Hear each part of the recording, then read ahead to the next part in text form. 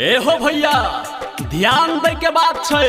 फेरो चुनाव के बिगुल बज चुकल छे और फिर अपना सबे के बीच में उपस्थित छथिन वर्तमान मुखिया श्री सुनील कुमार जी।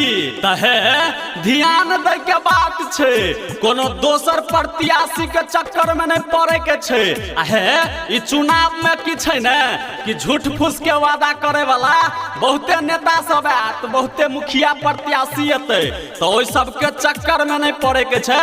अपन सबके वर्तमान मुखिया सिर्फ और सिर्फ सुनील कुमार जी के वोट देबाक छे आ भारी मत से विजय बनेबाक छे।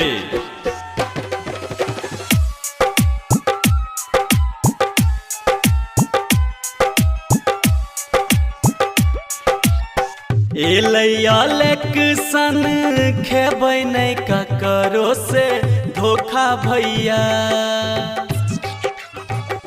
हाँ, इलेक्शन खेबै नहीं ककरो से धोखा भैया। सुनील कुमार जी के दियो फेर अइबेर मौका भैया। सुनील कुमार जी के मुखिया बनेबै फेर दियो मौका।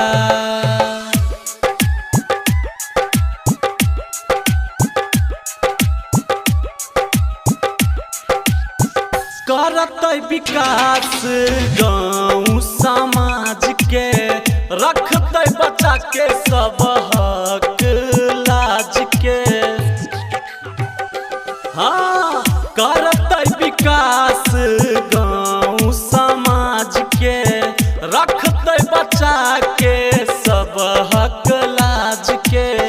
जे भी बचल छै काम अधूरा, आई बेर भैया यो क देता पूरा। केकरो हो लोभ लालच में खेबै नहीं धोखा भैया। सुनील कुमार जी के मुखिया बनेबै फेर देबै मौका। सुनील कुमार जी के मुखिया बनेबै फेर देबै मौका।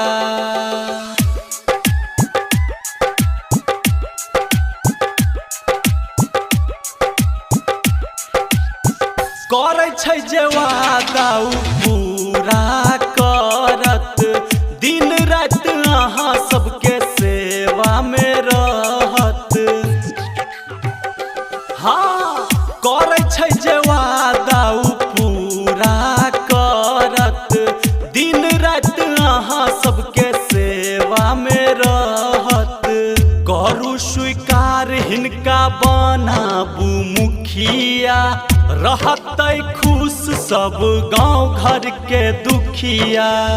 करबै नहीं भूल करू कबूल, खेब नहीं धोखा भैया।